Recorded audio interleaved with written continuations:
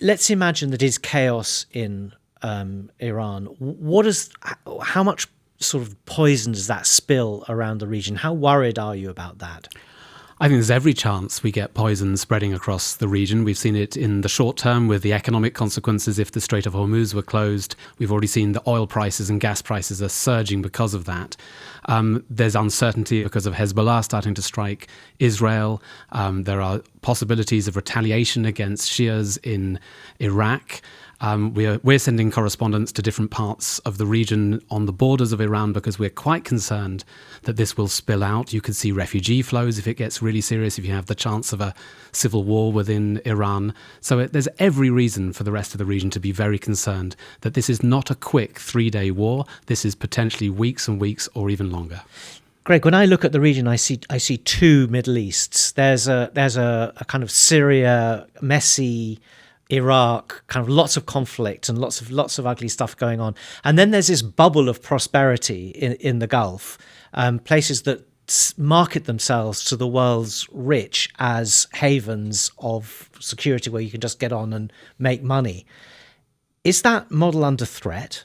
It is. That is very much the concern in the Gulf right now. On the one hand, you can say their air defenses have performed better than anyone would have expected before this campaign. They haven't really been tested before, but they've performed reasonably well.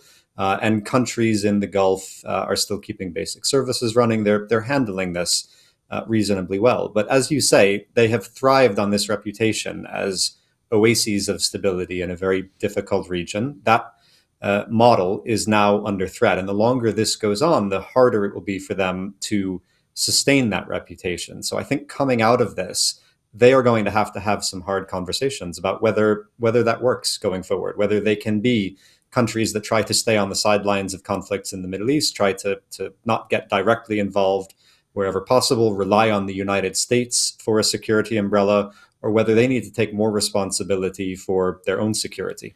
Yeah, they've got a problem, haven't they? Because if Iran's strategy of attacking them works in the sense that Trump says, right, we're stopping now, then that's a massive incentive next time round for them to do exactly the same thing.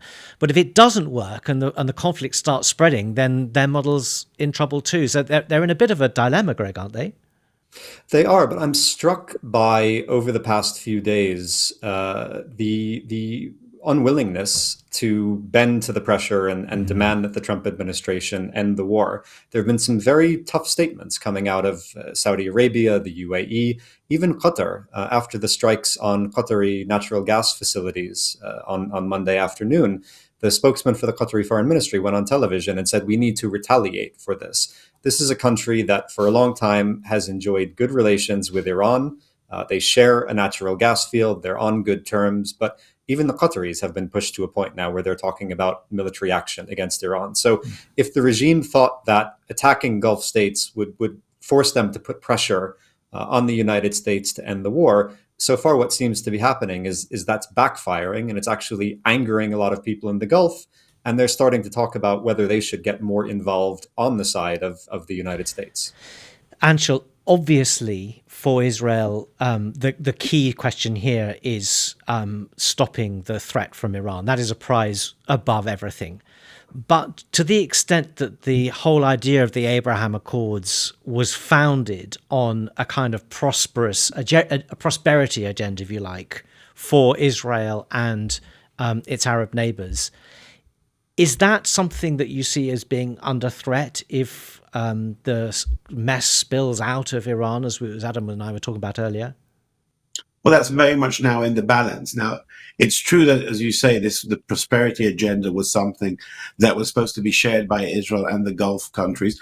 But another thing that was shared was a fear of the Iranian threat. And we've seen on the surface the diplomatic relations, Israel and the UAE opening embassies and having what seems to be a warm relationship now.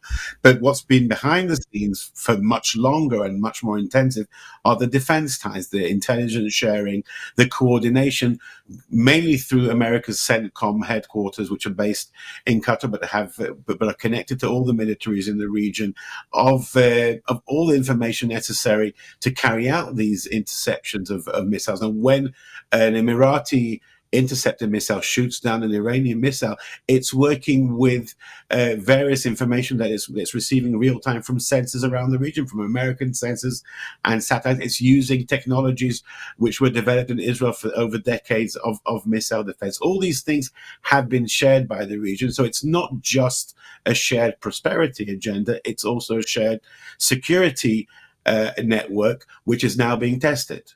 And Adam, just one last question for you on US policy and US engagement in the Middle East. Hasn't America been trying to escape being drawn into the Middle East now for almost as long as I can remember? Yeah, here we are, second-term president, yet again getting mired in a war in the Middle East. The odd thing about this one is it's entirely by choice. He wasn't forced into this. It's something he's pushed himself into.